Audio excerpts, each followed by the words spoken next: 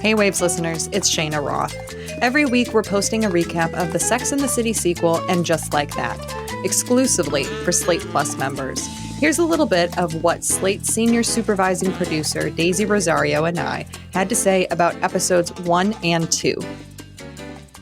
You know what we're missing is one of those scenes that we would have constantly, maybe almost every episode in the original series, which is just the women walking down a New York street or walking down a New York sidewalk, and they're all dressed up and they're going out, or they're just getting from point A to point B and they're all chatting, and they're just them walking through the streets of New York together. I think would go a long way to giving us the feelings that we love about this show and about these characters.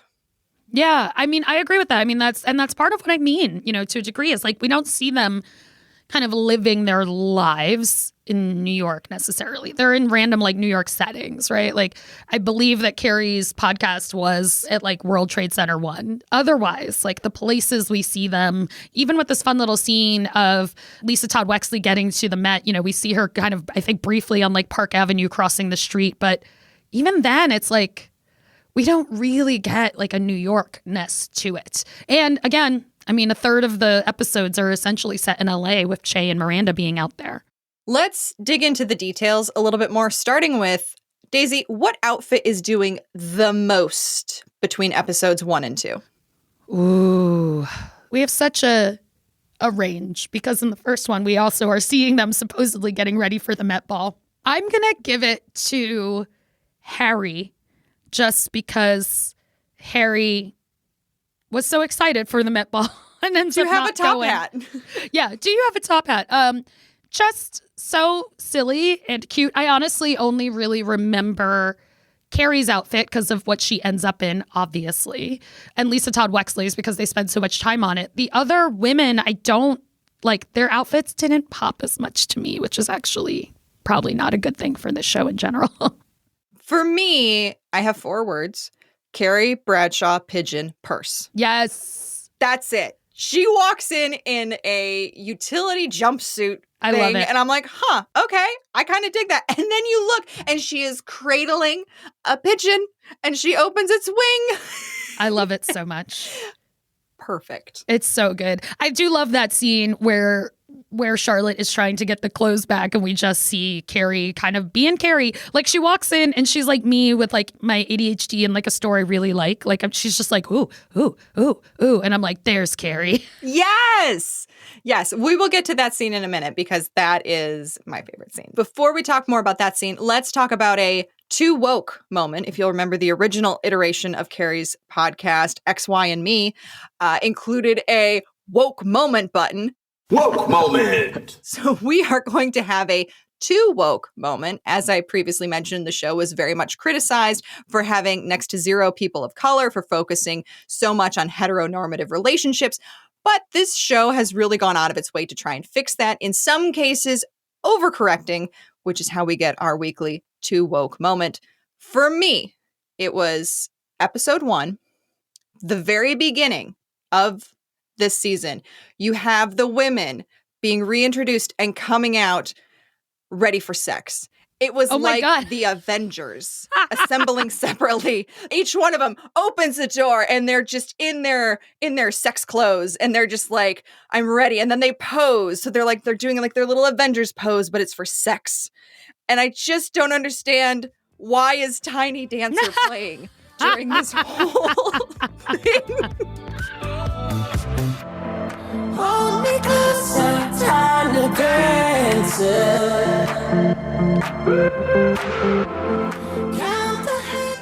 And it's a fun cover, but to me, the words of that song are not going to match, women empowerment getting some, which was just like the whole thing of how we were starting the show. It's like, did you think there wasn't enough sex in this city? There is. These women are going to get some. And I'm like, let's all calm down. That's how it played out in my mind. In my mind, I was watching it, but what I was hearing in my brain was, this is sex and the City, Sex Edition. We may have gotten rid of the HBO and are now just Max, but we'll never leave the HBO behind.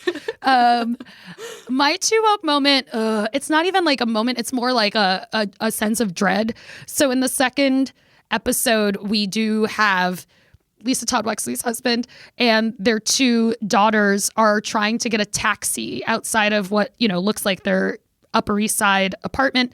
And the taxis are passing him by because even though I keep saying George Washington, let's not forget, I'm calling him George Washington because of Hamilton. So he's black. And so the taxis are not stopping for him. And it's not that this is like too woke of a moment as much as I'm just like, I don't know that this is the show that I want talking about these issues, even though I know that it's not like the writer's room is all white or anything. I do want to acknowledge that. But I was like, oh, gosh, here comes not even Sex and the City, but and just like that. Talking about this, I don't know. This isn't like you. And in front of Gabby. I did it because she was standing right there. To look at her tiny little face. Confused because her daddy couldn't manage to get a taxi cab? I'd never thought I'd say these words. But your mother is right. We know the rules. When we go off, they win. So you have to keep it in check. Because if you pound on the wrong car and they take you away, she's gonna find a way to blame me.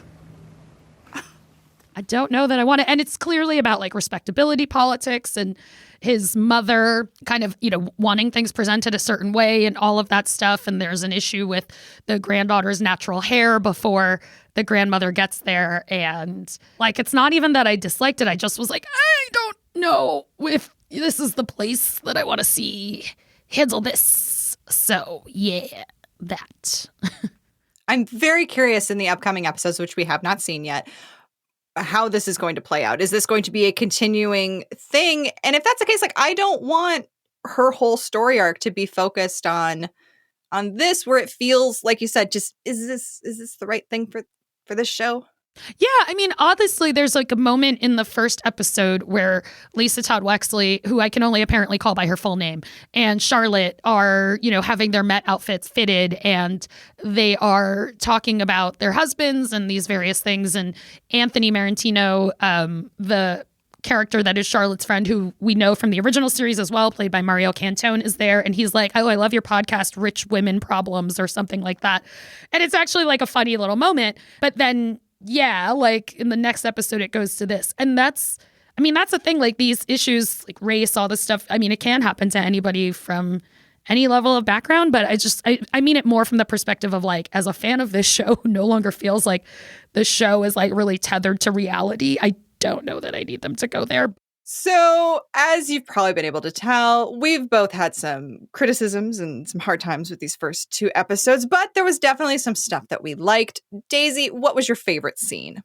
I think my favorite scene is less a full scene and more just like a moment. I really do love the shots of Lisa Todd Wexley like walking around New York. And I think it wouldn't even have stuck with me as much if New York was still a bigger character in the show the way it was in the original series. But even though it wasn't one of the main characters, it gave me a little bit of something I missed from the original series. Yeah. When her train is like up in the wind. Billowing, like just and it's just taking up her space in the street. Yes. Stunning. Love it. Stunning. Gorgeous shot.